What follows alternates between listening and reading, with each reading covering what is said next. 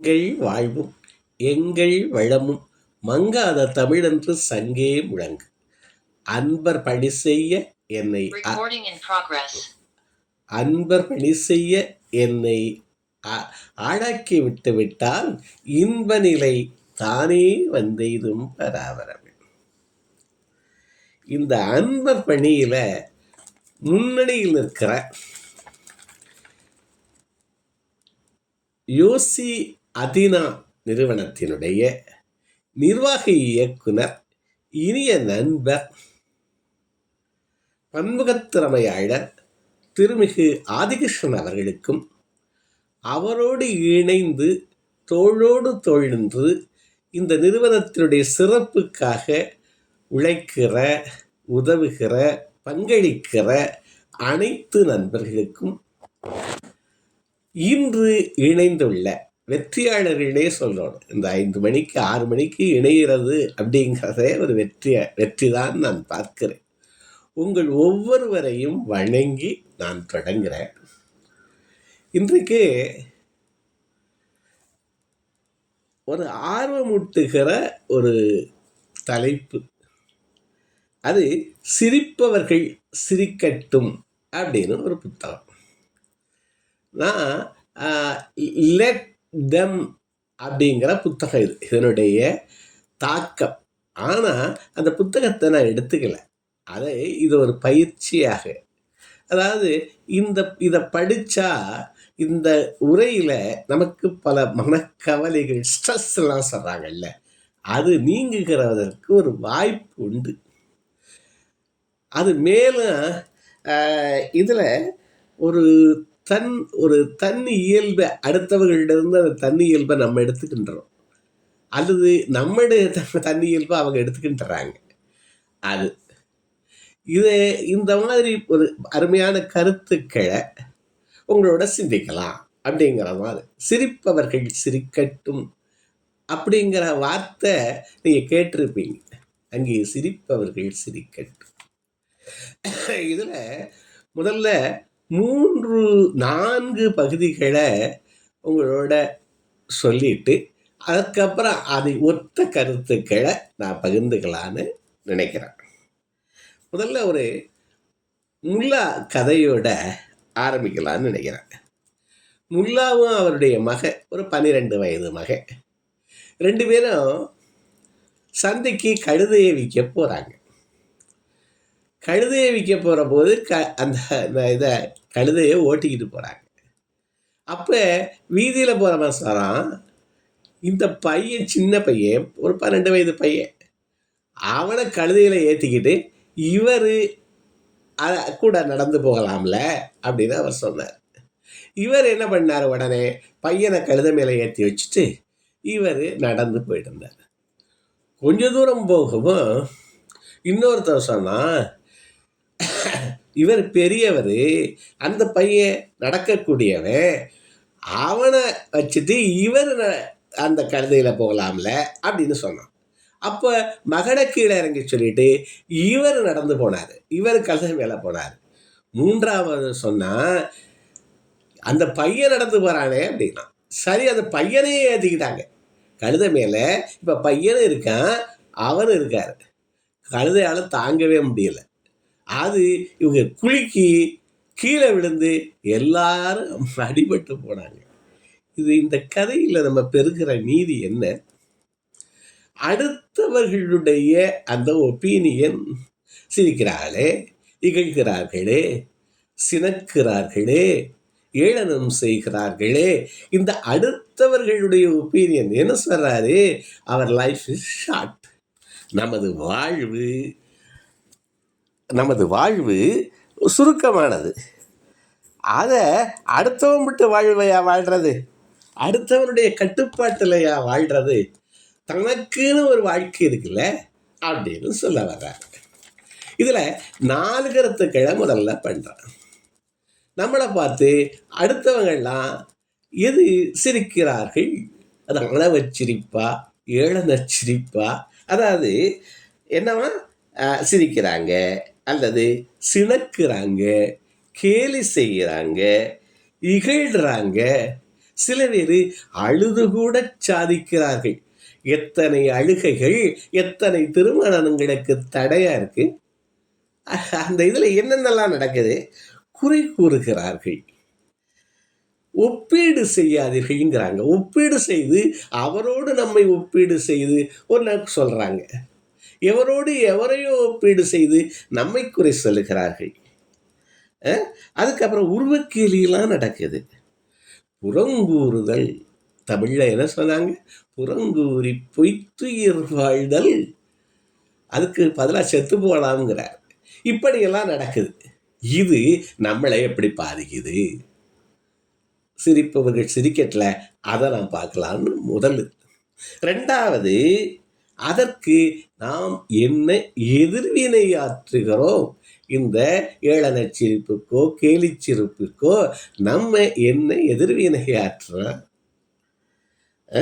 இப்போ நம்ம எப்போ பார்த்தாலும் அப்ரூவலுக்கு ஏங்குறோமா? நீங்கள் பார்த்தீங்கன்னா அப்ரூவலுக்கு ஏங்குகிறோமா இணைந்திருக்கிற நண்பர்கள் ஏதாவது ஒரு குறியீடு போடுங்களேன்.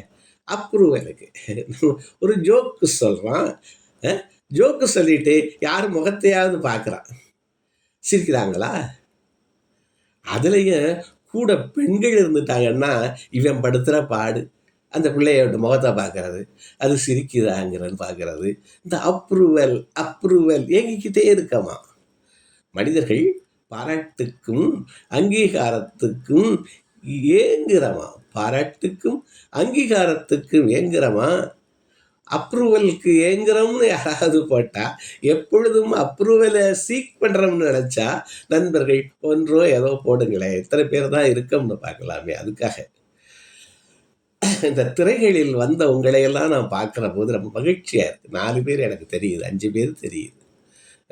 உங்கள் ஒவ்வொருவரையும் வாழ்த்துறேன். கரெக்ட்.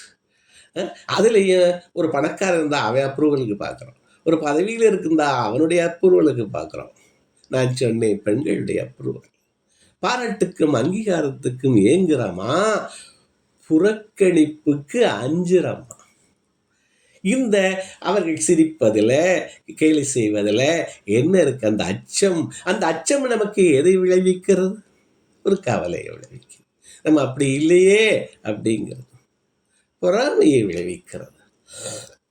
அப்ப நாம் இந்த சிரிப்பதற்கும் ஏளனத்துக்கும் உருவக்கேலிக்கும் நம்ம எப்படி எதிர்வினையாற்றுகிறோம்? இது ரெண்டாவதாக நம்ம பார்க்கலாம். இன்னொன்று, ஒருத்தர் கேலி செஞ்சு நம்ம வருத்தப்பட்டுட்டோம்னு அவனுக்கு தெரிஞ்சா இந்த ஓடுகிற டாக்குன்னு சொல்லுவாங்க, அதை பார்த்தா விரட்டுறவனுக்கு கொண்டாட்டம். திரும்பி ரெண்டா. அப்போ எதிர்வினை என்ன ஆற்றுகிறோம்? இது ரெண்டாவது பாயிண்டாக வச்சுக்கிறேன். மூன்றாவது பாயிண்ட்டு, நம்மளை போல தானே அடுத்தவனை பார்த்து நம்ம சிரிக்கிறோமா? நம்ம ஏளனம் செய்கிறோமா? நம்ம அறியாமையிலும் செய்வோம், ஆணவத்திலும் சில சமயங்களில் செய்கிறோம். அப்போ மூன்றாவது பாயிண்ட் என்ன? நம்ம அடுத்தவனை பார்த்து கேலி செய்கிறோமா, ஏளனம் செய்கிறோமா? இந்த மூன்றாவது ஒரு ஆஸ்பெக்ட் இதில் இருக்குது. நம்ம எப்படி நம்மளாம் ஃபீல் பண்ணமோ, திருக்குறள் இதற்கு 2 இது சொல்லுது. அறிவினால் ஆவதுண்டோ பிரிதியின் நோய் தன்னோய் போல போற்ற கடைனுச்சு. குறள் எண்ணு 315.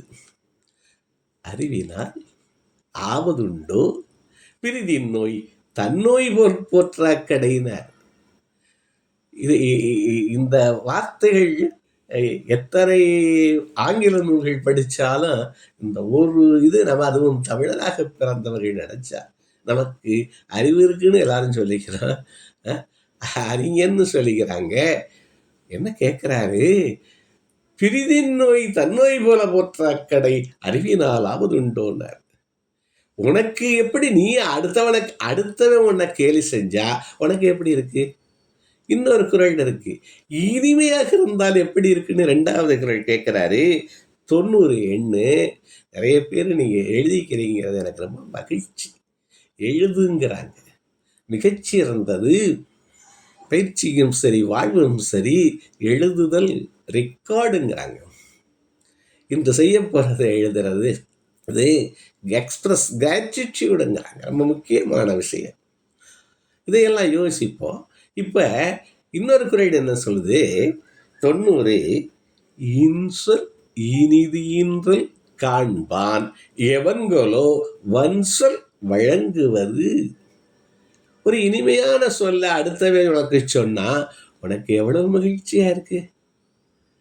அது உனக்கு இவ்வளவு இருந்த அடுத்தவனுக்கு நீ ஏன் அதாவது ஏன் கடுமையான சொல்ல சொல்றான்னு கேட்கிற. இன்சொல் இனிதீன்றல் காண்பான். நம்ம ஸ்டீஃபன் கோவி படிக்கிறோம். சி த ரிசல்ட் படிக்கிறோம். ரிசல்ட் இன் மைண்ட் படிக்கிறோம். ஆனால் இவர் என்ன சொல்றாரு? ரிசல்ட் என்ன? இன்சொல் இனிதீன்றல் காண்பான். ஒரு நல்ல இனிமையான சொல்ல சொல்லி பாருங்க, உடனே அவன் எப்படி நடக்கிறான்னு பாருங்க, அதுக்கப்புறம் கடுமையான சொல்ல சொல்லுவியா?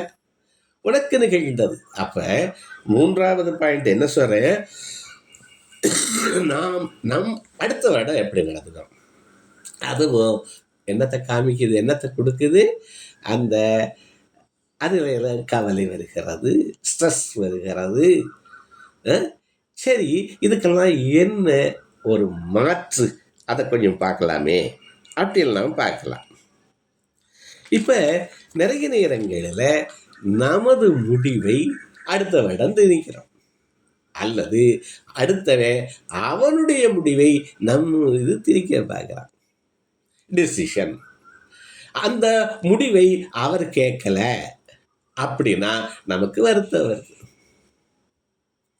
இல்லையா? ஒருத்த விஷயத்தை சொல்லிட்டு அவர் செய்யாட்டி நமக்கு வருத்தம். இப்போ எப்படி முடிவு செய்யறோம்? முடிவு டிசிஷன்னா என்ன?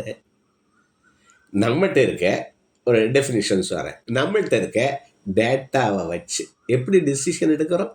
நம்மகிட்ட என்ன கிடைச்சிச்சோ, என்ன டேட்டா கிடைச்சிச்சோ அந்த டேட்டாவை வச்சு என்ன பண்ணுறோம்? நம்மளுடைய அறிவை வச்சு பல்வேறு ஆல்டர்னேட்டிவ்ஸை எண்ணி பார்க்குறோம். Generating alternatives and choosing the best among தம். இதுதான் என்ன முடிவு.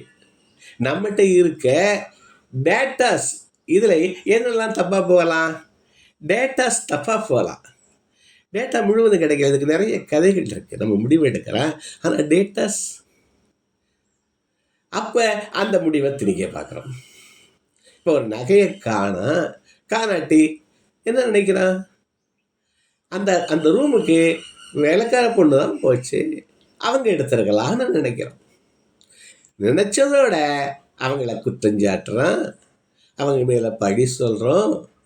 நாளைக்கு அந்த நகை ஒரு கைதவறுதலாக எங்கேயாவது வச்சிருந்து கிடைச்சிருச்சுன்னா நாளைய சாட்சியங்களால் இன்றைய வாதங்கள் மறுதளிக்கப்படுகின்றனங்கிறார். அப்போ அந்த பொண்ணை திட்டுனது, பெரிய ஜெனரலைஸ் பண்ணி வேலைக்காரங்களே இப்படி தான் பண்ணுறாங்கன்னு சொன்னது, அதெல்லாம் என்ன முடிவு? நிறைய நேரங்களில் முடிவுகளை நாம் திணிக்கிறோம். அவர் என்ன சொல்றாரு? Life is limited. அவரவர் வாழ்க்கையை அவரவர் வாழட்டும். அதில் போய் அந்த டிசிஷனை திணிச்சு என்ன பண்ணுறது? அப்போ எண்ணி பார்த்து அந்த சரி, இதற்கு இந்த ரெஸ்பான்சஸ் ஏபிசி எதிர்வினை. என்ன எதிர்வினை? ஒருவன் சிரிக்கிறான்.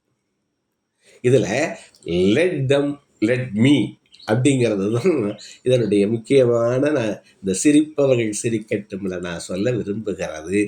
லெட் தம், அவர்களுடைய வாழ்வை வாழட்டும், நாம் நம்முடைய வாழ்வை வாழ்வோம், நம்மை மேம்படுத்தி வாழ்வோம். அதுதான் இதனுடைய இந்த இவ்வளவு நேரம் நான் தொடர்ந்து பேசி முடிக்க போகிறதனுடைய அந்த அடிநாதம். இப்போ இவங்களுக்கெல்லாம் தெரியும் ஏபிசின்னு ஒன்று சொல்கிறோம். இதுக்கு எதிர்வினையே சொல்கிறேன். ஏங்கிறது என்ன? ஸ்டிமுலஸ், தூண்டல் அப்படிங்கிறாங்க. ஏங்கிறது என்ன? தூண்டல். சிங்கிறது என்ன? துலங்கல், ரெஸ்பான்ஸுங்கிறான். இங்கே நடுவில் பின்னு ஒன்று இருக்கு. பிங்கிறது பிலீஃப் சிஸ்டம்ங்கிறான். இப்போ ஒருத்தன் 7 அணம் சிரிக்கிறான். சிரிச்சா என்ன பண்ணலாம்? இதில் சாட்சியாக இரு, அப்சர்வன்ஸ் அப்படிங்கிறத ரொம்ப முக்கியமாக பேசப்படுது. அப்சர்வ். அதை ஒரு அரை நிமிடம் ஒரு தாமதம் செய்யணும்னு சொல்கிறாங்க. இந்த அரை நிமிடத்தில் என்ன நிகழுது? அதுக்கு என்ன எதிர்வினை? நம்ம ஒவ்வொரு நாளும் கிட்டத்தட்ட 7000 10,000 கேள்விகளுக்கு எதிர்கொள்கிறோமா? வாழ்க்கையே என்ன இருக்கு? கேள்விகள் நம்மள்கிட்ட கேட்டுக்கிட்டே இருக்காங்க. ஒரு கேள்வி நம்மளை கேட்டா நம்ம என்ன பண்ணலாம்? 3 ஆப்ஷன் இருக்குங்கிறாங்க. ஒன்று, பதில் சொல்லலாம். இல்லாட்டி பதில் சொல்லாமல் இருக்கலாம்.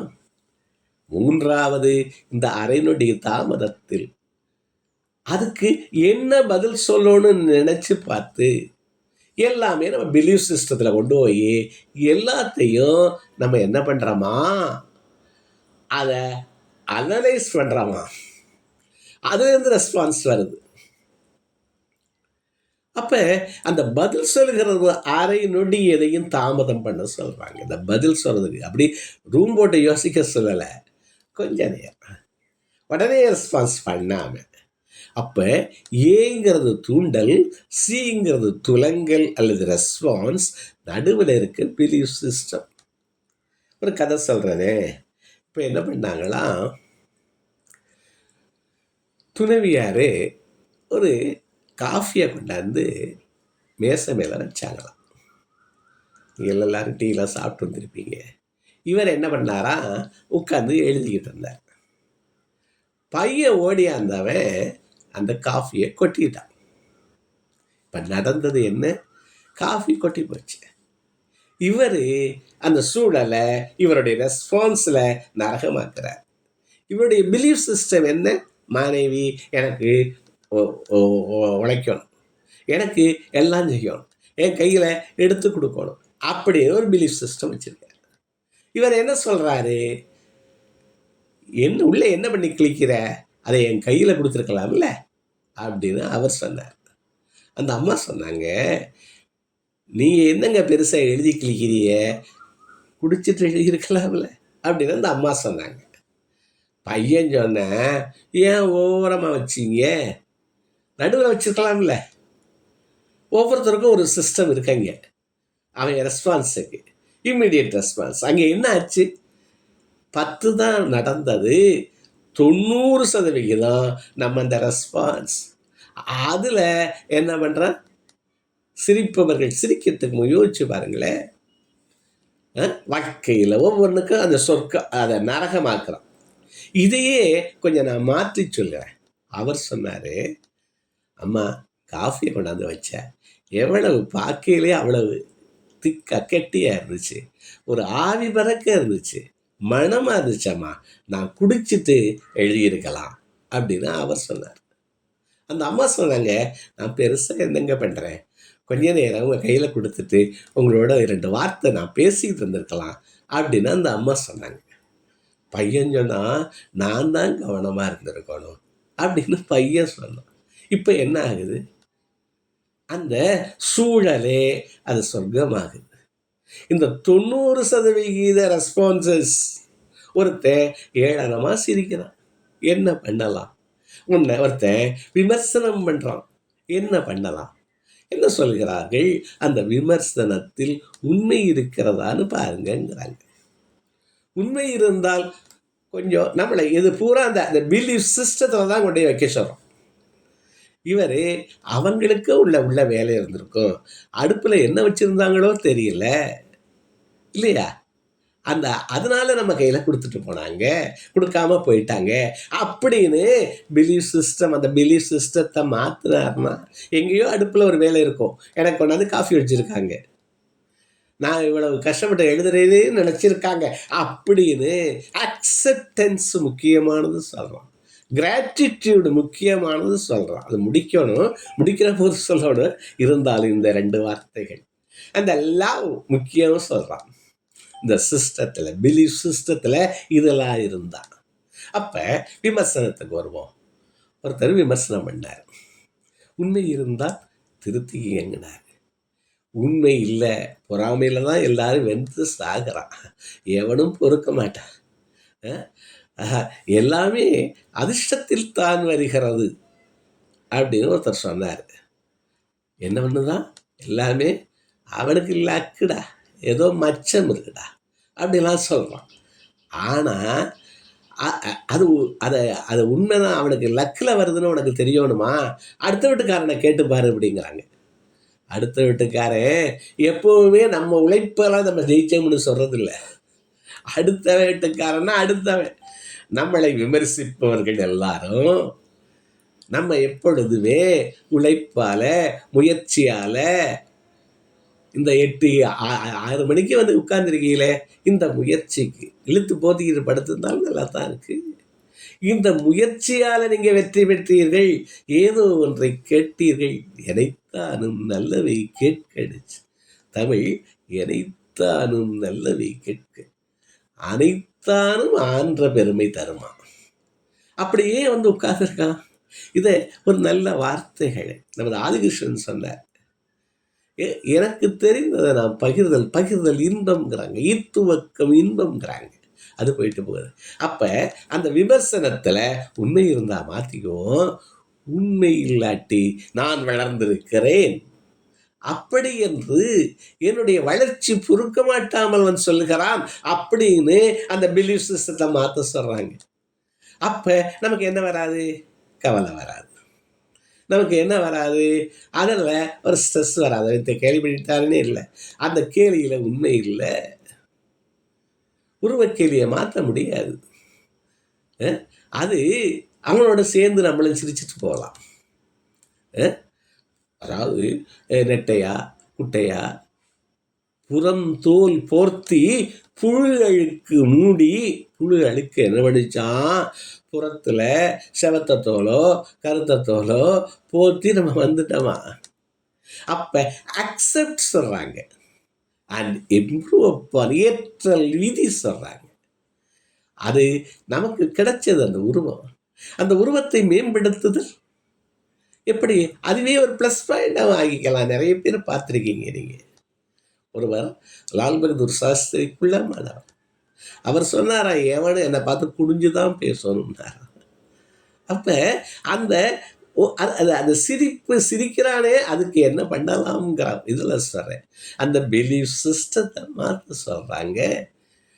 அதே மாதிரி தான் நம்ம அடுத்தவனை கேலி பண்ணுற போது, நான் சொல்லிட்டேன் 2 திருக்குறள், அதுக்கு மேலே சொல்கிறதுக்கு ஒன்றும் இல்லை. நம்ம கேலியோ கிண்டலோ, என்னைக்கோ சிறுபிள்ளையாக இருக்கிற போது ராமன் ஒரு மண் உருண்டையால் ஒரு பெரியம்மா கூனி மாதிரி, அதாவது முதுகு கூன் மட்டும் விழுந்தவள், அவளை அடித்தார். அவர் என்ன நினச்சார், சின்ன பிள்ளையா இருக்க போது இந்த வில்லால் அடித்தா அது நிமிந்துருவா அப்படின்னு நல்ல நோக்கத்தில் அடித்தார். அந்த சிறுபிள்ளை அந்த நடத்ததை விட எவ்வளவு பெரிய ஒரு இதை நிகழ்த்தியது அப்படின்னு சொல்லி ஒரு மிகப்பெரிய காப்பியம் எழுதுறாரு. இதை எங்கே நம்ம பார்க்குறோம்னா, வீடனுக்கு முடிசூட்டுகிற போது, அதாவது சுக்ரீவனுக்கு முடிசூட்டுகிற போது, இவர் ராமர் சொன்ன அறிவுரைகளாக வருது. அதில் ஒன்று சொல்கிறாரு, இந்த ஏழையாயினும் தாழ உரையினுச்சு, சின்ன பணியாளி நினைச்சாலும் தாழ வர ஒரு இன்சொல் இனிது தான். மறுபடியும் பணிவுடைய இன்சொலன் தான் நம்மளை பொறுத்தவரை. நான் அடுத்தவர்களையும் சொல்கிறேன், நம்மளை பொறுத்தவரையும் சொல்கிறேன். அப்போ சொல்கிறார் அவங்கிட்ட, நான் ஏதோ சின்ன பிள்ளையில விளையாண்டது எப்படி வந்துருச்சு, அதனால பணியாள்னு சரி இருந்தாலும் சரி, ஒரு பெண்ணுன்னு இருந்தாலும் சரி, யாராக இருந்தாலும் அவர்களிடம் கவனமாக, நீ அரசனாக இருக்கவன் கவனமாக நடந்து கொள்ள வேண்டும். விளைவுகள், நமது சொற்களின் விளைவுகள் தீயினார் சுட்டவும் உள்ளாரும் ஆறாதே நாவினார் சுட்ட வடுனார். அப்போ நம்ம என்ன பண்ணுறோம் அப்படிங்கிறதையும் முக்கியமாக பார்க்க சார். இன்னொரு கதை, இது இது இது ஒரு அதனால வருகிற துன்பம் நமக்கு இல்லைன்னு சொல்ல வந்தேன், அந்த ஸ்ட்ரெஸ் இல்லைன்னு சொல்ல வந்தேன், கவலை இல்லைன்னு சொல்ல வந்தேன். இந்த முடிவுகளை பற்றி சொன்னேன். நான் முடிவு கொடுத்தேன். அந்த முடிவை அவன் ஒத்துக்காட்டி என்ன வருது எனக்கு? வருத்தம். ஆனால் முடிவுங்கிறது என்ன? நான் சரி என்று நம்புகிற எனக்கு கிடைத்த டேட்டாஸை வச்சு நான் பல ஆல்டர்னேட்டிவ்ஸை நினைச்சு ஒன்று சொன்னேன். ஆனால் அந்த முடிவு தப்பா ரைட்டான்னு சொல்ல வேண்டியது யாரு? சிரிப்பவர்கள் சிரிக்கட்டும் அதுல சொல்றாரு கடைசியில, ரொம்ப அழகான அந்த வாலியவர்களுடைய பாடல். அந்த பாடலை நான் சொல்ற போது அவர் சொல்றாரு, வயிறு வேலைக்கு சிரிப்பவர்கள் மனித ஜாதி, வயிறு எரிய சிரிப்பவர்கள் மிருக ஜாதி. மிக சிறப்பான அதுல இருக்கு. அதுல காலம் வரும் அப்ப காமிக்கிறேங்கிறார். அதுக்கு தான் காத்துக்கிட்டு இருக்கணும். நான் சொன்னேன், இது சொன்ன உதாரணம் சொன்னால, நம்ம ஒரு பஸ்ஸில் போகிறோம். அதாவது முடிவுகளை நம்ம திணிக்கிறோங்கிறதுக்கு சொல்ல வரேன். திணித்தால் நமது வாழ்வே அவன் வாழணும். நம்மில ஒருத்தர் திணித்தால் அவனுடைய வாழ்வை நம்ம வாழ்றான். அவர் சொன்னாரு, time is short, life is short, வாழ்வை வாழ். அப்ப என்ன இங்க 2வது பாயிண்ட், ஒவ்வொருவருக்கும் ஒரு வாழ்வு உண்டு. அவனுடைய வாழ்வை அவன் தேர்ந்தெடுக்கட்டும். நீ ஒரு முடிவுன்னு சொல்லி அந்த முடிவு அது நடக்காட்டி நீ ஏன் ரொம்ப கவலைப்படுற? பிள்ளைகளை ரொம்ப பாடுபடுத்துறவங்கிறாங்க. பிள்ளைகளை அவர்களுக்குன்னு ஒரு வாழ்வு இருக்கு, அவனுக்குன்னு ஒரு மூளை இருக்கு, அவனுக்குன்னு கடவுள் 2 கை கொடுத்துருக்காரு, 2 கால் கொடுத்துருக்காரு, இதயம் கொடுத்துருக்காரு. அவனுடைய வாழ்வை அவன் வாழட்டுங்கிறதான் அட்டானமிங்கிறது இதுல முக்கியமான அடுத்தது. உன்னுடைய வாழ்வை நீ வாழு. அடுத்தவனுடைய இது பிள்ளைகளை எப்படியெல்லாம் கருத்தை பேசணும். பிள்ளைகளை பற்றி, ரிலேஷன்ஷிப்பை பற்றி நிறைய வருது இதில். ஒரு ரிலேஷன்ஷிப், இந்த பிள்ளை ரிலேஷன்ஷிப்பில் நம்ம என்ன பண்ண முடியுமா? நமக்கும் நல்லா கவனமாக கேளுங்க, பிள்ளைக்கும் இருக்க உறவு ஒரு படகு செய்பவனுக்கும் படகுக்கும் உள்ள உறவுங்கிறார். கப்பல் கட்டுறவனுக்கும் கப்பலுக்கும் உள்ள உறவு என்ன? கப்பல் எதற்காக? நீ என்ன பண்ணலாம், அதை நல்ல ஸ்ட்ராங்கா கட்டலாம். இந்த கடலை எதிர்கொள்ளக்கூடிய வலிமையோடு கட்டலாம். ஆனால் அதை உன் வீட்டிலே வச்சுக்க முடியுமா? அது தூர தேசங்களுக்கு போக வேண்டிய நிலைமையில் இருக்கு. அதோட நீ கூடவே போக முடியுமா? அது அதனுடைய வாழ்க்கை. இதான் தன்னாட்சி, அட்டானமின்னு சொல்றோம். அது அவங்கள தான் பார்க்குறாங்க. நீ கூடவே என் பையன் இதை செய்யலையே அதை செய்யலையே. மிகப்பெரிய கவலைகளில் ஒன்று பிள்ளைகள் அதை செய்யலை. பிள்ளைகள் எந்த தலைமுறையில் இருக்காங்க, நான் எந்த தலைமுறையில் இருந்தேன், அதை யோசிச்சு பாருங்க. அந்த பிலீஃப் சிஸ்டம்ங்கிறத நான் திரும்ப திரும்ப வலியுறுத்த விரும்புகிறேன். கொஞ்சம் ட்ரையா இருக்கா? எப்படி இருக்கு? அப்போ அது ஒன்று. அப்போ அட்டானமி ஒன்று சொன்னேன். அவனை விட்டா அவனுடைய வாழ்க்கையை பார்த்துக்குவான், நம்மிலும் சிறப்பாக இருப்பான். தமிழ் தம்மக்கள் அறிவுடைமை தாங்க. நம்மளை விட அவன் சிறப்பாக வருவான். அதை பார்த்து மகிழத்தான் நம்மளால முடியும். அவன் போகிற இடத்துக்கெல்லாம் நம்ம போக முடியாதுன்னு சொல்ல வரேன் ரிலேஷன்ஷிப்பில். அதே மாதிரி தான் காதலாக இருந்தாலும் சரி, எதுவாக இருந்தாலும் பல இதை திணிக்கவே பார்க்குறோங்கிறேன். அன்பு இருந்தால் அது திணிக்க முடியாதுங்கிறார். அக்செப்டன்ஸ் இருந்தால் திணிக்க முடியாதுங்கிறார். அடுத்தது, இதுல கிடைக்கிற ஆதாயம் ஒன்றை சொல்லுகிறார்கள். அது என்ன? அதாவது ஒரு கணவன் மனைவி ரொம்ப மகிழ்ச்சியா இருந்தாங்களாம். இன்னொரு கணவன் மனைவி எப்ப பார்த்தாலும் சண்டை. இந்த அம்மா என்ன சொன்னாங்களாம், அக்கா நீங்க ரொம்ப ஹாப்பியா இருக்கீங்க, நாங்க எப்ப பார்த்தாலும் சண்டை அடிச்சுக்கிறோம், இதுக்கு என்ன பண்றதுன்னு கேட்டுச்சான். அந்த அம்மா சொன்னாங்களாம், இதுக்கு ஒரு மருந்து இருக்கு. அந்த மருந்து என்னன்னா, நான் மருந்து தர்றேன், ஆனால் அதுக்கு ஒரு பத்தியம் இருக்கு.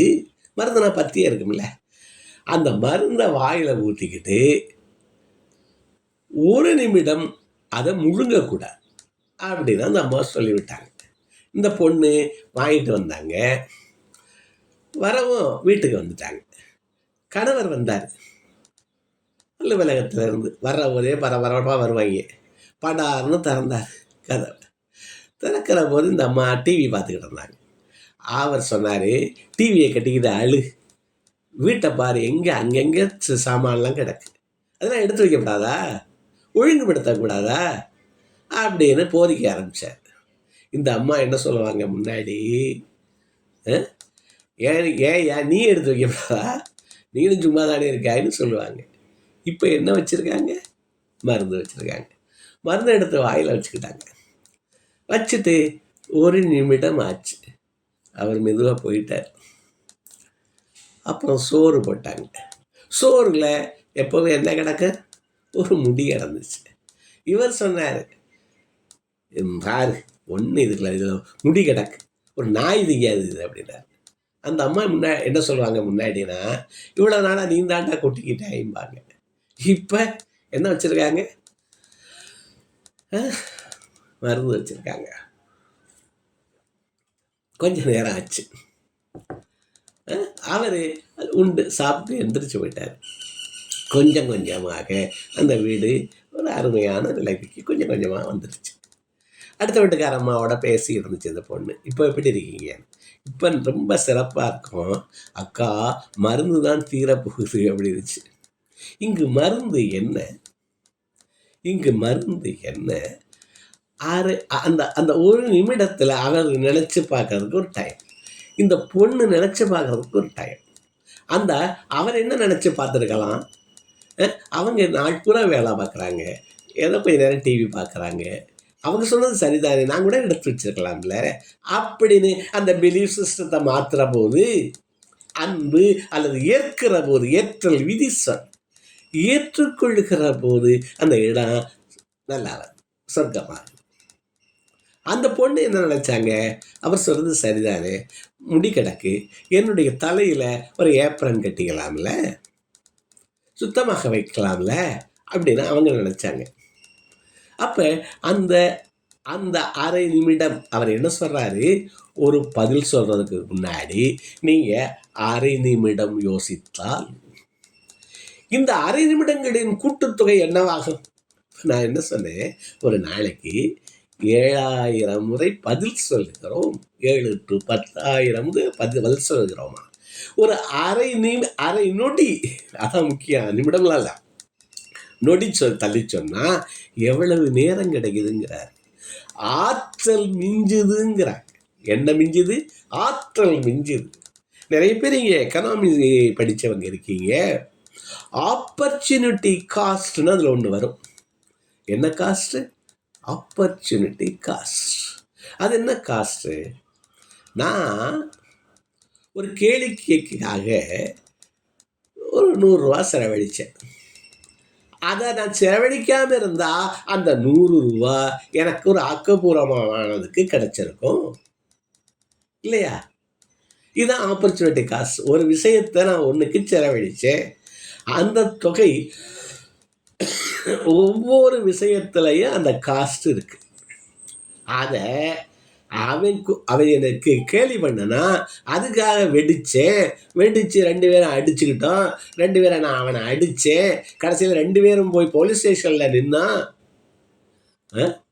அந்த சிரிக்கட்டும் அவர்கள் சிரிக்க, அதுக்கு நான் செலவழித்த நேரம் நான் அதில் செலவழிக்காமல் இருந்திருந்தா, அந்த கேலிக்காக வருந்தாமல் இருந்திருந்தா என்ன நான் மேம்படுத்திக்கிட்டு இருக்கலாம்.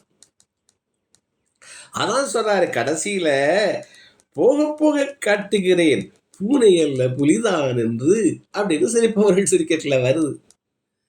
தன்னை மேம்படுத்திக்கணுங்கிறாங்க அந்த நேரத்தில். இன்னொரு திருக்குறள் சொல்லிட்டு நான் இன்னைக்கு 3 திருக்குறள் முக்கியமான சொல்றேன். அவர் சொல்றாரு, பொறியின்மை யார்க்கும் பழி என்று 638 நினைக்கிறேன், தேடி எனக்கு சரியா நினைவில் சொல்றேன். பொறியின்மை யார்க்கும் பழி என்று அறிவறிந்து ஆழ்வினையின்மை பழியினர். பொறியின்மைனா எனக்கு கால் இல்லையே என்றால் மற்றவனுடைய தோள் இருக்கிறதே இல்லையா. பொறியின்மை யார்க்கும் பழி என்று, காது கருவி இருக்கிறதை கேட்பதற்கு, கண்ணுக்கு எல்லாரும் கண்ணாடி போட்டுக்கிறோமே, ஏன் அதை போட்டுக்கல. பொறியின்மை யார்க்கும் பழி என்றான், அது இல்லையே இங்கே விதின்னு சொல்கிறாங்க, ஏதோ ஒன்று சொல்கிறான், அதெல்லாம் பழி இல்லையா.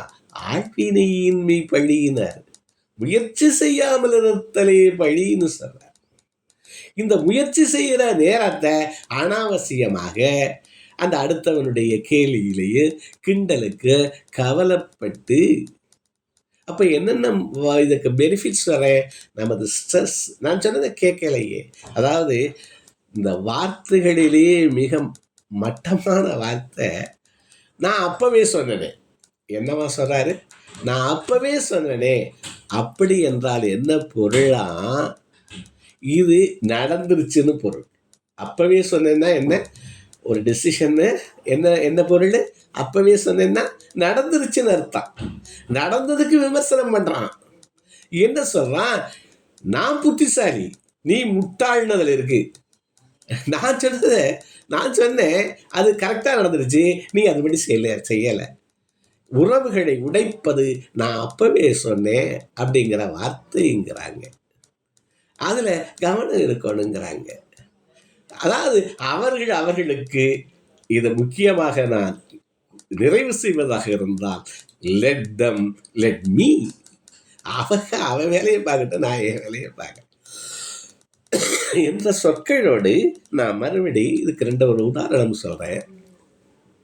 தன்னுடைய தகுதியை அதிகப்படுத்திக்கணுங்கிறதான் முக்கிய சொல்கிறாங்க. இது ஏளனம் கேலி இதுகளில் அதை புறந்தள்ளி கொஞ்சம் கஷ்டம்தான் என்னமோ சார் சொல்கிறாருன்னு இதுகளெல்லாம் யோசித்து பார்த்து நமக்கு இதில் எவ்வளவு நஷ்டம், எவ்வளவு கவலை, அல்லது நாம் அடுத்தவனுக்கு சொன்னால் எவ்வளவு கவலை, அதையெல்லாம் யோசித்து பார்த்து அரை நிமிடம், அரை நொடி, இந்த அரை நொடி அள்ளித்தர வெகுமதி. நான் இப்போ ஆதிகிருஷ்ணன் சார் சொன்னார், யூடியூப் ஷோ வினைஞ்சிருத்தான், தமிழில் சொக்கலிங்கம் வினைஞ்சிருத்தான்.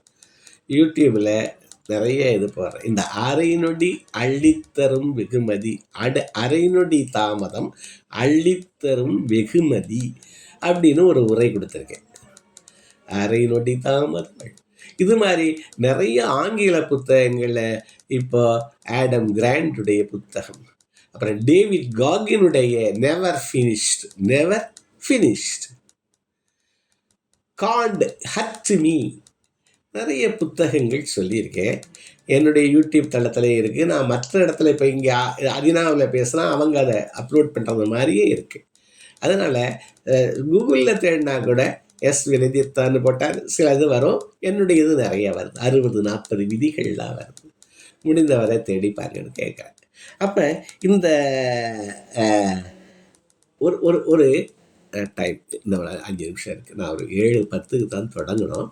அதாவது ஒரு ப்ரமோஷன், இதை ஒரு சின்ன ஒரு உதாரணம் வாழ்க்கையில் சொல்லி, ப்ரமோஷனு எனக்கு அடுத்தவருக்கு ஒரே குவாலிஃபிகேஷன் தான், ஆனால் எனக்கு தராமல் அவருக்கு கொடுத்துட்டார். இதுதான் நடந்தது. மேலதிகாரி நான் என்ன பண்ணலாம்? இது லெக்தம், அவரை கொடுத்துட்டார். நான் போய் ஒன்று அவரோட சண்டை போடலாம். ஏயா நானும் தானே இவ்வளவு பண்ணேன், உழைச்சி கொட்டுனேன்னு, என்ன நீ போய் சொல்லலையேன்னு அவரோட சண்டை போடலாம். சண்டை போட்டால் என்ன ஆகும்?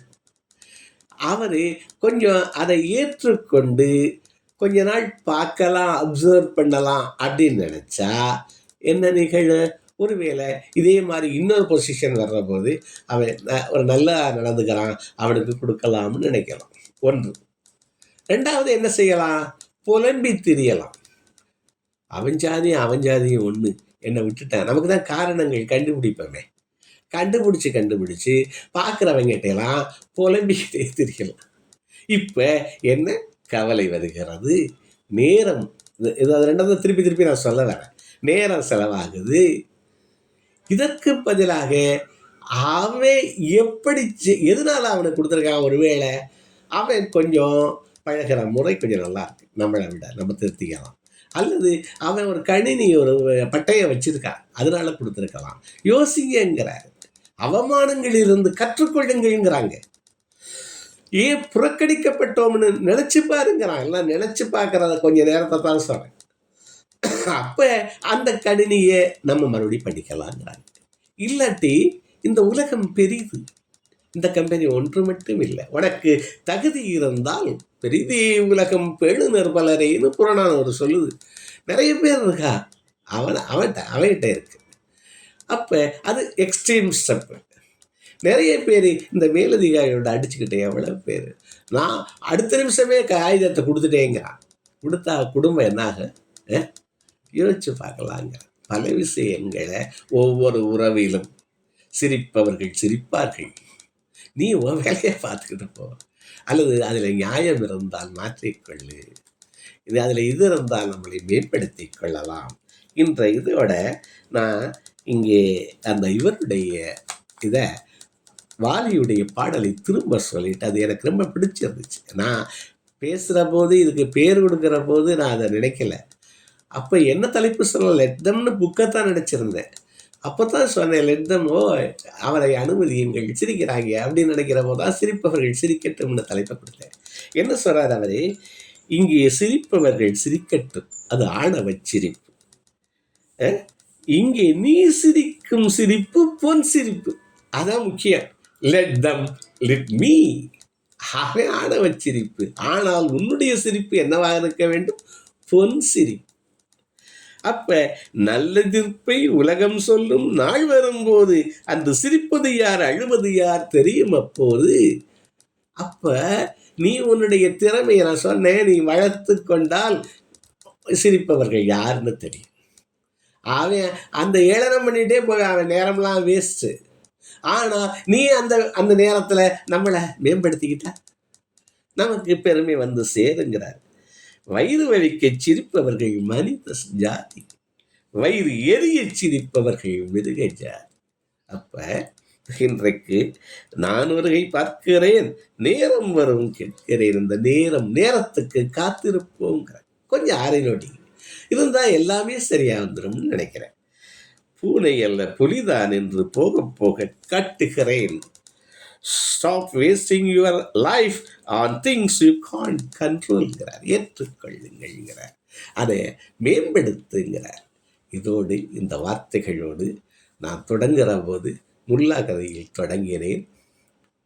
கடைசியில் அடுத்தவனுடைய இதை யோசனைகளை கேட்ட கழுதையும் ஓய்ந்தது, முல்லா மாடு விழுந்துட்டாங்க.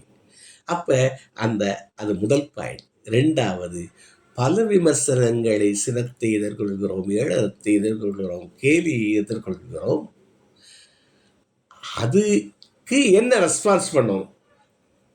அது ரெண்டாவது பாயிண்ட். மூன்றாவது பாயிண்ட், நம்மளும் அதையெல்லாம் சிரிக்கிறோம், அந்த கேலி பண்ணுறோம். அப்போ உணரும். எதை உணர வேண்டும்? எனக்கு வலித்தது தானே அவனுக்கும் வலிக்கும், குரலை உணரணும். அப்புறம் என்ன பண்ணா, அந்த 2 கதைகள் சொன்னேன். நடந்தது 10%. நாம் நமது அந்த பீன்னு சொல்கிறோம்ல, அந்த சிஸ்டத்தை பயன்படுத்துகிற சில சமயங்களில் பல நேரத்தில் அதை ஒதுக்கிட்டு உடனே ரியாக்ஷன், டப்புன்னு ரியாக்ஷன் பண்ணுறோம்.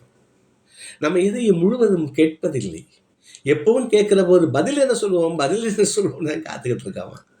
கொஞ்ச நேரம் பொறுமையாக கேட்டு அதற்கு என்ன பதில், அப்படி சேமிக்கிற ஆற்றல், பேராற்றல் அரை நொடியாக இருந்தாலும் அது ஒரு தியானம். அது உன்னை ஒரு வாழ்விக்கும். அதான் லிசனிங் பவர்.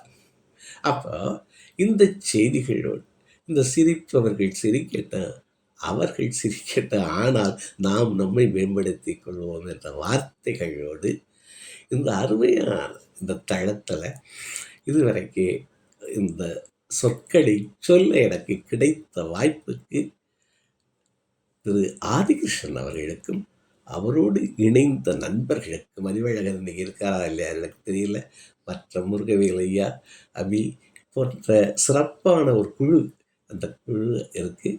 நீங்கள் இதுவரை இந்த விண்டோஸை திறந்து வைத்து கேட்ட நண்பர்களுக்கும் அனைவருக்கும் நன்றி சொல்லி நிறைவு செய்கிறேன். நன்றி, வணக்கம். Thank you sir, thank you very much. ரொம்ப போல உங்களுடைய அனுபவத்தை இங்க ரொம்ப அழகா கொடுத்துருக்கீங்க. நிச்சயமா இங்க நிறைய பேர் நாங்க ஃபாலோ பண்ணுவோம் அப்படிங்கிற ஒரு வேண்டுகோள், ஒரு அஷூரன்ஸ் மட்டும் கொடுத்துட்டு, டியர் ஃப்ரெண்ட்ஸ், ஒரு 2 அனௌன்ஸ்மெண்ட். ஒண்ணு வந்து நம்ம 110 புத்தகத்தோட ரிவ்யூஸ் புக்கு ரெடி ஆகிட்டு இருக்கு. இன்னும் வித்தின் 2 days எங்க கையில கிடைச்சிடும். ஒரு 10 புக்கு எக்ஸஸா இருக்கு. அந்த புத்தகம் தேவைப்படுறவங்க நிச்சயமா உங்களுக்கான புத்தகத்தை நீங்க பதிவு பண்ணி வாங்கிக்கலாம். அதுக்கான 1000 ரூபாய் நீங்க பே பண்ணிட்டு நிச்சயமா ஸ்கிரீன்ஷாட் அனுப்புங்க, உங்க அட்ரஸோட அனுப்புங்க. கண்டிப்பா நெக்ஸ்ட் வீக்ல உங்களுக்கு அனுப்பி வச்சிருவோம் அப்படிங்கிறத சொல்லிட்டு, ரெண்டாவது வந்து பப்ளிக் ஸ்பீக்கிங், மேடையில பேசணும். நான் சில விஷயத்த எனக்கு தெரிஞ்சது எல்லாத்தையும் நான் எடுத்து போய் இந்த சமூகத்துக்கு சேர்க்கணும், இந்த சமூகத்துல ஏதாவது ஒரு மாற்றத்தை என்னோட பேச்சு மூலமா ஏற்படுத்தணும் அப்படின்னு நினைச்சீங்க அப்படின்னா, ஆல்ரெடி நான் ஒர்க் பண்ணிட்டு இருக்கேன் சார் அப்படின்னீங்கன்னா, நீங்க ஒர்க் பண்ணிட்டு இருக்கக்கூடிய இடத்துல எப்படி நீங்க வந்து பேரும் புகழும் வாங்குறது அப்படின்னு நினைச்சீங்க அப்படின்னா, ஏன்னா இப்போ கொஞ்ச நாளைக்கு முன்னாடி வந்து ஒரு சின்ன ஒரு இதுக்காக போயிருந்தோம். அங்க என்ன அப்படின்னா நிறைய ஆபீசர்ஸ் இருந்தாங்க. அந்த ஆபீசர்ஸ் எல்லாம் ஃபீட்பேக் இதுக்காக மேல கூப்பிடுறாங்க, ஒருத்தர் கூட வர மாட்டேங்கிறாங்க. அப்ப அவங்க வந்து அவங்க ஒரு பெரிய கவர்மெண்ட் ஆபீசர்ஸ். நான் அவங்களோட டிபார்ட்மெண்ட் சொல்ல விரும்பல. ஸோ அப்படிப்பட்ட டிபார்ட்மெண்ட்டை பார்த்து நம்ம எல்லாம் பயப்படுற ஒரு ஆபீசர்ஸ். அவங்க ஸ்டேஜ்ல வந்து பேசுறதுக்கு பயப்படுறாங்க. அப்ப அவங்கள்ட்ட நான் சொல்லிட்டு வந்தேன், இல்லைங்க இவங்க பப்ளிக் ஸ்பீக்கிங் மாதிரி ஏதாவது ப்ரோக்ராம் அரேஞ்ச் பண்ணுங்க அப்படின்னு சொல்லிட்டு வந்தோம். அப்ப காரணம் என்ன அப்படின்னா, நிறைய இடத்துல பேசாம பண்றது வந்து நமக்கான ஒரு பெரிய இதை குறைக்குது அப்படிங்கிறத மட்டும் சொல்லிட்டு, இப்போ ஒரு 10 பேர் பேச முடியாத இடத்துல நீங்க எழுந்திரிச்சு பேசுறீங்க அப்படின்னா, நீங்க கண்டிப்பா அவங்களோட முன்னாடி இருக்கீங்க அப்படின்னு அர்த்தம். அதை எப்படி பண்ணலாம், எந்த மாதிரி அதை எடுத்துட்டு போகலாம் அப்படிங்கிற மாதிரி பிளான் எப்படி பண்ணணும், ப்ரிப்பரேஷன் எப்படி பண்ணணும், ப்ரெசன்டேஷன் எப்படி பண்ணணும் அப்படிங்கிறது எல்லாமே இந்த ஒரு 5 days கிளாஸ் நடக்கிறதுக்கு 19ஆம் தேதியில இருந்து ஆரம்பிக்கிறோம், வியாழக்கிழமையில இருந்து. ஸோ கண்டிப்பா இந்த வாய்ப்பை பயன்படுத்திக்கிங்க அப்படின்னு சொல்லிட்டு, ஸோ யாராவது ஃபீட்பேக்காக நீங்க ஹேண்ட் ரைஸ் பண்ணலாம் ப்ளீஸ். எஸ் ஆசிம், ஆசிம் நீங்க பேசலாம். கேக்குதா? கேக்குது சொல்லுங்க ஆசிம். சார் இன்னைக்கு கிளாஸ் வந்து ஃபர்ஸ்ட் ஆஃப் ஆல் ரொம்ப சூப்பரா இருந்துச்சு. சார் வந்து எளிமையாக எங்களுக்கு எல்லாருக்குமே புரியும் வகையில நடத்திருந்தாரு. அப்புறம் இன்னொரு விஷயம் என்னன்னா, ஃபர்ஸ்ட் ஒரு கதை சொல்லியிருந்தாரு, ஒரு கருதை வச்சு ஒரு ஸ்டோரி சொல்லியிருந்தாரு. அதாவது அடுத்தவன் சொல்றான்னு நம்ம வந்து நம்மளோட இதை நம்மளோட ஏம விட்டுட்டு அவன் சொல்றாங்கிறதுக்காக ஒரு செயலை செய்ய போய் அது வந்து வேற மாதிரி முடிஞ்சிருச்சு. அது நம்மளால அதை செய்ய முடியாத அளவுக்கு போயிருச்சு. சும்மா ஏத்தி கடைசியில நம்ம கீழே விழுந்து நம்ம போன செயல் கெட்டுருச்சு. அதனால நம்ம ஒரு கோலை ஏம் பண்ணி போறோங்கும் போது நம்ம வந்து என்ன பண்ணணும்னா, நம்ம கோலை மட்டும்தான் பார்க்கணும். அவன் சொல்றான் இவன் சொல்றாங்கிறதுக்காக அதுல வந்து மாற்றத்தை ஏற்படுத்திக்கிட்டு அந்த கோலை அடைய முடியாம போயிடும். இதை வந்து நான் இதுல இருந்து டேக்கவே எடுத்துக்கிறேன் சார். அது மட்டும் இல்லாம சார் நிறைய ஸ்டோரி சொல்லி இருந்தாரு. அதுல அந்த ஒரு ஸ்டோரி இல்லைன்னா, அந்த நகை வந்து காணாம போச்சுன்னா நம்ம வீட்டுல இருக்க வேலைக்காரங்களை சொல்றது, இந்த மாதிரி வந்து ஒரு ஒரு உணர்வு பூர்வமா இருந்துச்சு இந்த கதை. Thank you sir. தேங்க்யூ ஆசிம். அடுத்த தேவி மேடம் ப்ளீஸ் நீங்க அன்மியூட் பண்ணிக்கலாம். மேடம் நீங்க அன்மியூட் பண்ணிக்கலாம். வணக்கம் சார். சார் சொன்ன எல்லா விஷயங்களுமே எங்களுக்கு ரொம்ப யூஸ்ஃபுல்லா இருந்தது. ஒரு விஷயங்களும் நம்ம வீட்டுல ஒரு பெரியவங்க நமக்கு எப்படி சொல்லுவாங்களோ அந்த மாதிரி நிறைய விஷயங்கள் சார் சொன்னதுல பிடிச்சிருந்தது சார். நமக்கு கோவமா இருக்கட்டும், நம்மளோட எல்லா விஷயத்துக்கும் பொறுமையா ஒரு 5 நிமிஷம் யோசிச்சு பார்த்தோம்னா கண்டிப்பா அதுல உள்ள சரியும் சரி தப்பும் சரி நமக்கு புரியும். அந்த மாதிரி சார் நிறைய விஷயங்கள் கதை மூலமாகவும் திருக்குறள் மூலியமாகவும் நிறைய சொன்னாங்க. அது இன்னைக்கு ரொம்ப யூஸ்ஃபுல்லா இருந்தது சார். ரொம்ப தேங்க்ஸ். நல்லா இருந்தது sir. Thank you. Thank you. Arunachalam sir.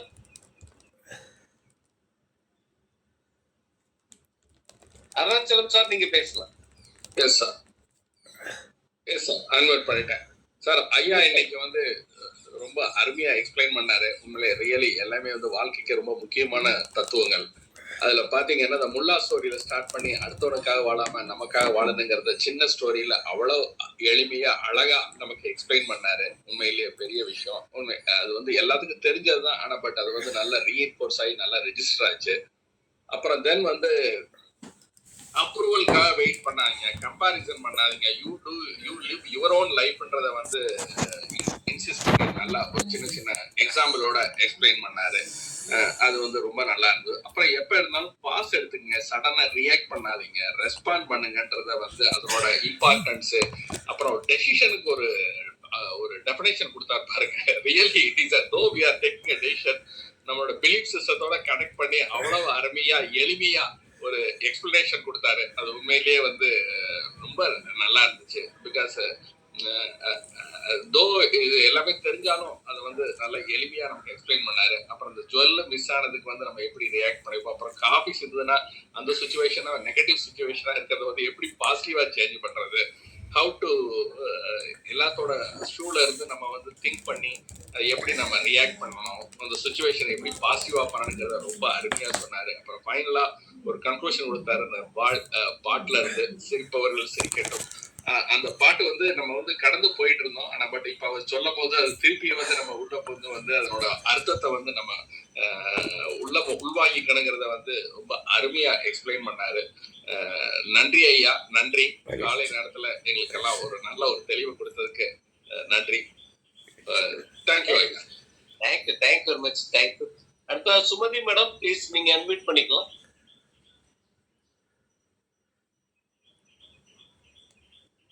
Hello, good morning sir. காலை வணக்கம்ங்க ஐயா.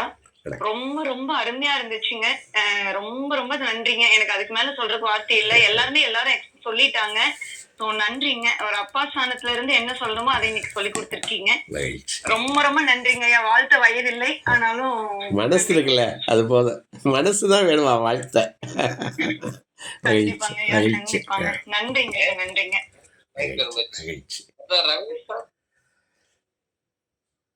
ரமேஷ் சார் நீங்க அட்மிட் பண்ணிக்கலாம் ப்ளீஸ்.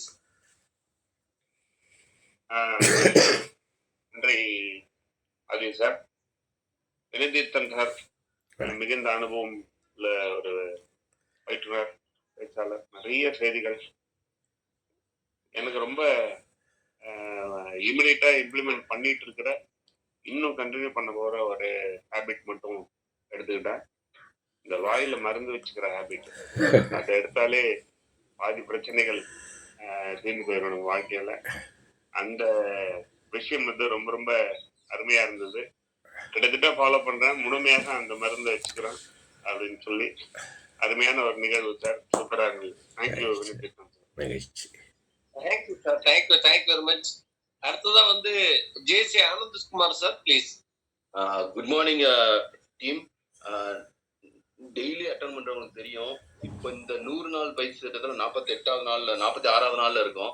இந்த 46 நாள்ல அட்மோஸ்ட் ஒரு 8 தடவை வந்து இந்த பாஸ் பத்தி யோசிச்சுட்டு பேசுவோம். பாஸ்ன்றத பத்தி நம்ம திரும்பி பேசிட்டு இருக்கோம். இது அட்டன் பண்ண வந்து இந்த இது நம்ம ரமேஷ் சார் சொன்ன மாதிரி ஆட்டோமேட்டிக்கா நம்ம வந்து ஃபாலோ பண்ண ஆரம்பிச்சிருவோம். ஸோ இந்த பாஸை வந்து எல்லாரும் ஃபாலோ பண்ணும் வாழ்த்துக்கள். ரெண்டாவது வந்து ரமேஷ் சார் சொன்ன மாதிரி இந்த மருந்து வாயில் வச்சுக்கிறது வந்து இந்த ஸ்டோரி வந்து இன்னைக்கு நானும் டேக் ஓவரா வச்சுக்கிறேன். அதை தான் நான் நோட் பண்ணியிருந்தேன். இன்சுலின்ற வார்த்தை 4-5 யூஸ் பண்ணியிருந்தாரு. உண்மையிலே சூப்பரான வார்த்தை. இன்னைக்கு நான் அட்டன் பண்றதுனால இன்னைக்கு நாளே வந்து சிறப்பாக போகுது. இதுதான் அது. எனக்கு வலிக்கும்னா அவங்களுக்கு வலிக்கும்ல, அந்த அந்த வார்த்தைகள் வந்து நம்ம யூஸ் பண்ணும்போது அவங்களுக்கும் வலிக்கும்ல.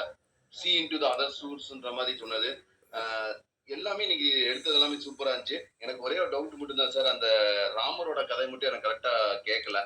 அதை மட்டும் நீங்க இது பண்ணீங்கன்னா it will be. Thank you everyone. Sir யூடியூப்ல அப்லோட் பண்ணுவாங்க சார், எல்லாத்தையுமே நீங்க போய் கேட்கலாம். இல்லை அது ஒன்றும் இல்லை. அதாவது சிறு தாழ்ந்தவர்கள் நிலையில் இருக்காங்க அப்படின்னு நம்ம நினைச்சாலும் அவர்களிடமும் இதமாக நடந்து கொள்ளணும். நான் ஏதோ விளையாட்டாக செஞ்சேன், ஒரு மண்ணுருண்டையை எடுத்து கூனிங்கிற அந்த அவங்க மந்தரையுடைய முதுகில் அடித்தேன். அதை அவன் நினைவு வச்சுக்கிட்டே இருந்து அது சரியான நேரத்தில் அந்த முடிசூட்டுற போது கைகிட்ட துர்போதனை பண்ணி அந்த நிகழ்ச்சியை நிப்பாட்டிட்டாங்க. இது அவர் மனசில் இருந்திருக்கு.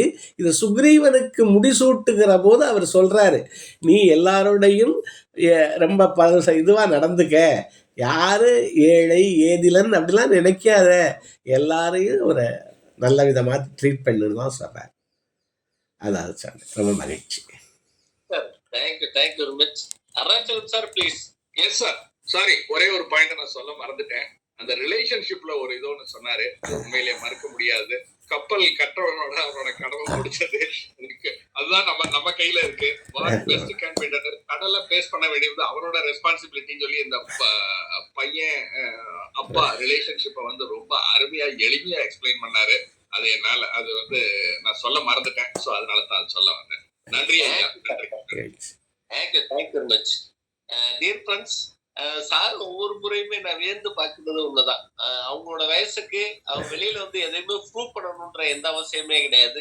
ஆனாலும் இந்த சமூகத்துக்கு ஏதாவது ஒண்ணு எடுத்து போய் சேர்க்கணும் அப்படின்னு நினைக்கிற அந்த ஒரு எண்ணம் இருக்கு இல்லையா?